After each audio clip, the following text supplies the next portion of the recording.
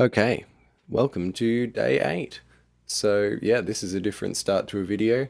Um, I spent like half an hour setting this up, so I hope you appreciate it. Even got the lovely little plant right there.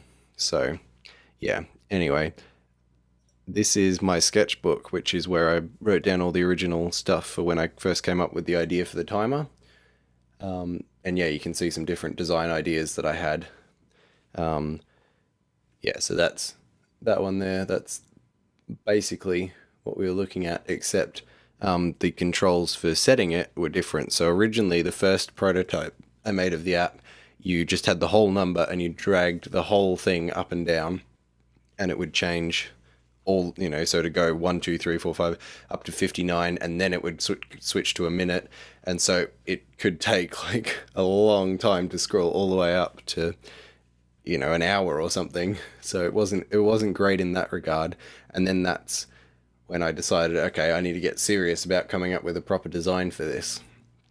And so I tried some other different things, such as using a kind of rounded clock thing, but I just found that that was, not as visual. Like you can't really see it as clearly as when the colors going down from the background. Yeah, and then I had this sort of thing. It looks kind of like a calendar or something, but yeah, the idea being that that's the time there, and you can tap on it and then type in with the keyboard. So you can see, got a rough little keyboard drawn there. But yeah, then this one where each of the numbers would be dragged individually.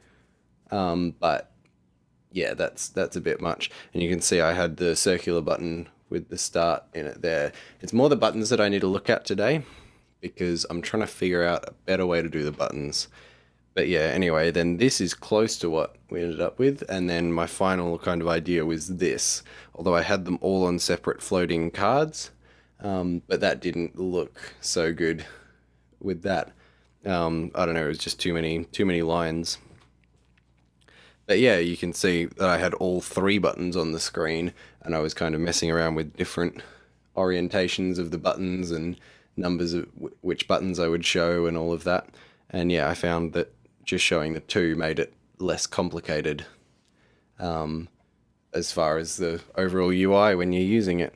But yeah, so these were my original ideas for design. I've got another page of app icon ideas here, but they're less relevant at the moment because at the moment I'm trying to figure out the UI. I'm just gonna. I'll show you. I'll show you them quickly, I guess. Sorry, I'm really quiet because I'm far away from the microphone. There we go. Yeah. So there's a quick thing. You can pause it and have a look at those if you're really interested. Obviously, the best one turned out to be having a timer like that instead of using the dots or anything. But I'll probably get to that later because I kind of want to redesign the icon a bit for this, next version that I'm doing right now. Yeah, so I'm just going to get a blank page and then I'm going to start doing some actual designing. So basically, the benefit of using a sketchbook rather than a computer is you kind of force yourself to draw quickly and not worry about all the details and everything and just kind of get as many ideas out as you can, because sometimes that's the hardest part is just you know that there's a good idea out there somewhere, but it's just so hard to find it. And if you just draw randomly until something seems like it works, then yeah, that's the best way. Or even, like with those app icons, if you have a page full of designs and then you can conclusively sort through them and go, yep, this is the best one out of all the options. So yeah, it definitely helps to just draw things. So yeah, I'm going to do, I guess, a bit of a drawing time lapse, which will be nice. Yeah, so here we go.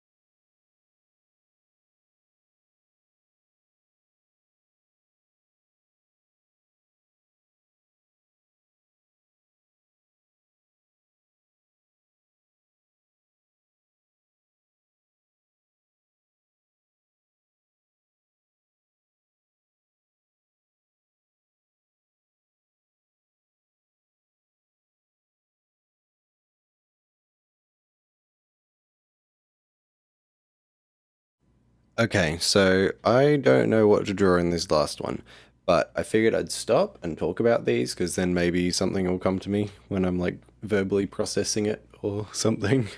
Um, yeah, so I started off up the top with just the basic one that in my last design, just the circle buttons with the icons in them. Um, and then, yeah, the pause version of that next. And then, yeah, um, circle buttons with words in them, which yeah, I don't know. I feel like it's just too squishy for the words to really fit in there. So I think the elongated buttons make more sense for the words. Then for this one, I thought, I don't know, maybe just the words without any button behind them. So, like, the general style for iOS buttons is actually not having a bit around them, just the button as a word. But yeah, I don't know if that'll work on a colored background as well. Um, yeah, then resume resume stop on top of each other, which is interesting, but I think it's probably a bit, too much information in the interface. And then, yeah, I just drew basically the design that I've got currently. Um, well, that one is as well, but yeah, that's just yeah the start button, except that the start button's only small in the middle rather than extending to the edges. And yeah, then I thought about this one where you just have one kind of big button that kind of divides in half for the resume and stop side, because then they can function as their own separate things. Or in this one, even more so, you could have that basically just be a thing that holds the buttons on top of it. It's actually the same in the Maps app on iOS. You can see the little controls in the top of the screen. They are basically a little platter that has two buttons on it, but the buttons function as normal buttons would in iOS, where you tap them and they change opacity rather than the background moving or anything like I had with the buttons previously. And then this is an extension of that idea where it's just a long strip going right from the edges, which looks okay on here, but I'm not sure how that would look on an iPad. So yeah, still have to think about that. And then yeah, this is similar, except that instead of a long strip, it's a kind of thing coming up from the bottom, whatever you'd call that, a little heads-up display or something. Yeah, that's the same, just with the things inside of buttons, which kind of reminds me of the shuffle and repeat buttons in the music app. Yeah, and then this one I thought, well, if we've got something coming up like that in the music app, or like in the music app, then yeah, I don't know, we could have the options inside that thing as well, so you can bring it up and change the color, change the all the things there.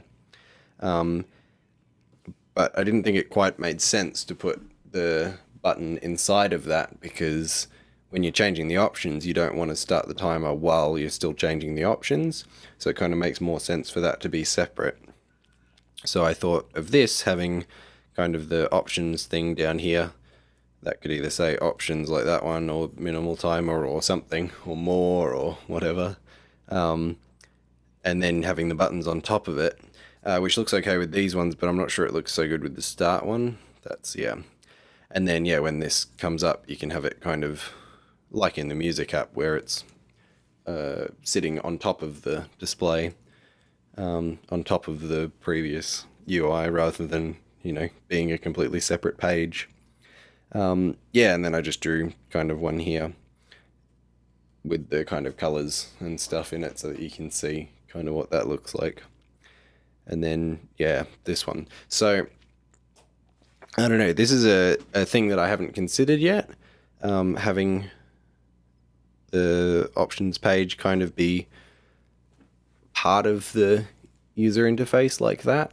Because previously I had the button up in the corner, like, I don't know, like, I'll just draw it on this one with the three dots up in the corner, and then you tap that and that brings up the menu. But I don't think, like, I think this is a more user-friendly idea than that. Not that that doesn't work, but it makes more sense if you can already see them and you can just bring them up. Yeah, so I do like that idea. It's just also fitting the buttons in.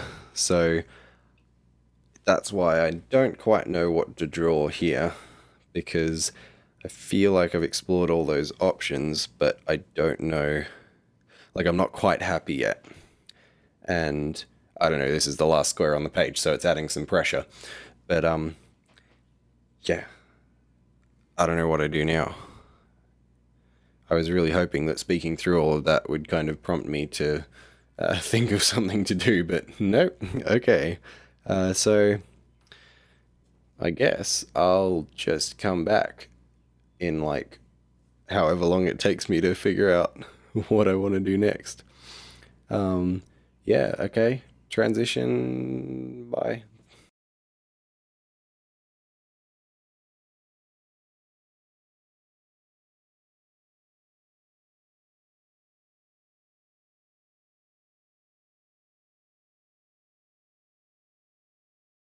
Okay, so there you go. That's what I've got now. I reckon the idea of having three dots there is kind of nice because it obviously represents the ellipsis and it also kind of looks like a handle that you can drag up. Or, if you tap on it, it'll go up as well.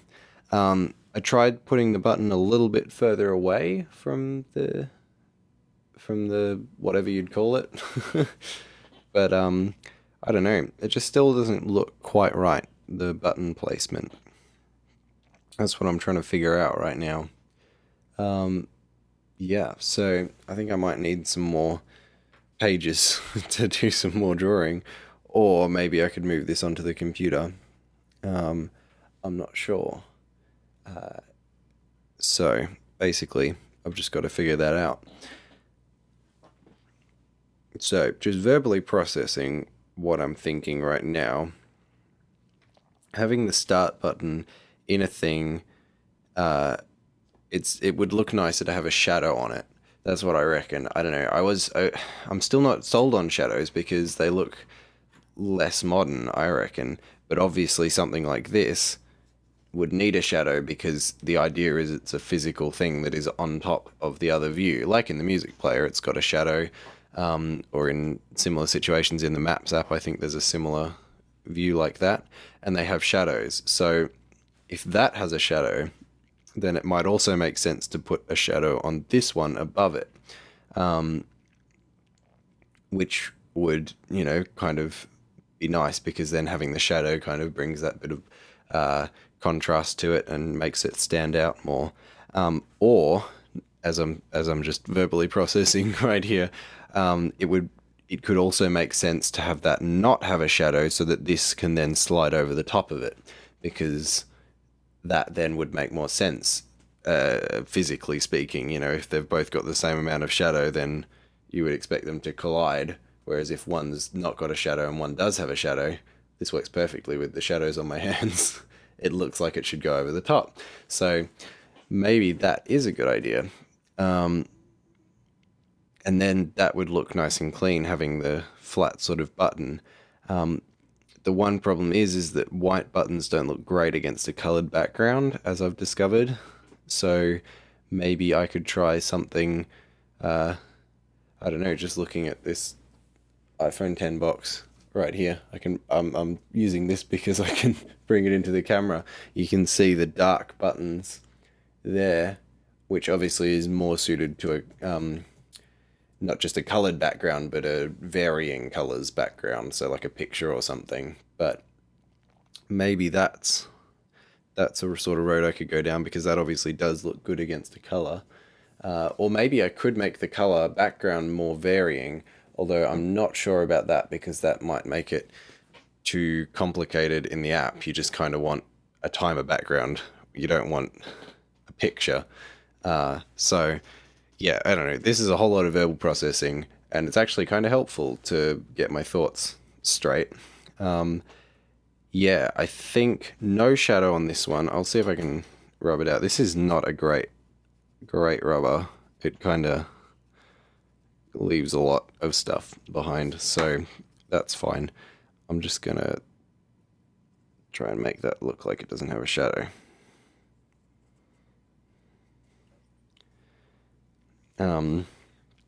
Yeah, so it would look better if it was a colored on a white background. Sorry, lost the recording for a second there, but yeah, as I was saying, it would kind of look better having a colored button on a white background. So maybe I could set that up as to where when it's in the editing mode, at least, the background is actually white and the button has the color, and then when you press it, the color kind of moves out from that, and it kind of would have a cool effect then. I don't know, I'm going to have to experiment with some of these ideas, but it's good to have them all kind of out there, and I can go back on this video and kind of review what I was thinking. So yeah, anyway, there you go. That's a bit of a look into the sort of brainstorming process more than the development process, because I kind of had already sort of done that with this project, so I kind of skipped it. But I think it's been good to go back and do some actual brainstorming as far as generating new ideas and making myself more sure of what ideas are good ideas. So yeah. Anyway, I think that's going to be it for this video. So I'll see you in the next video, and we can, I don't know, try and put some of these in the computer maybe. Or I'll probably do that today and then come back to you tomorrow when it's done. So yeah, cool. Okay, bye.